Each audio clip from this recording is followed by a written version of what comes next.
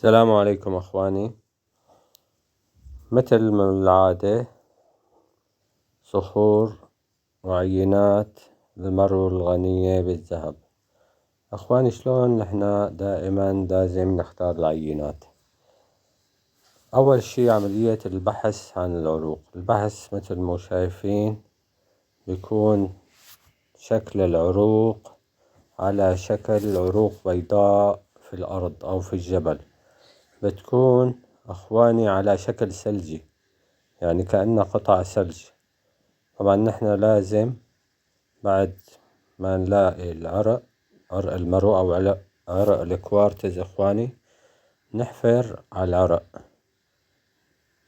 مثل ما شايفين هون. العرق نازل من أعلى الجبل إلى أسفل الجبل.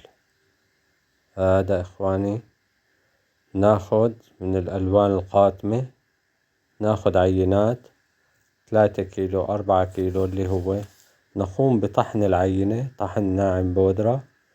بعدها نختبر بالصحن والماء إخواني. اختبرنا بالصحن والماء وجدنا شفنا الذهب بعيوننا، ساعتها إخواني بنشتغل على كميات كبيرة. قبل ما نشاهد الذهب بعيننا لا نعمل العمل غير مجدي، ولو كان في ذهب تكون نسبة قليلة. لازم دائما العمل يكون بعد رؤية الذهب بالعين المجردة، وإلا العمل يكون بلا نتيجة وبلا قيمة، يعني التكلفة ما بغطيها.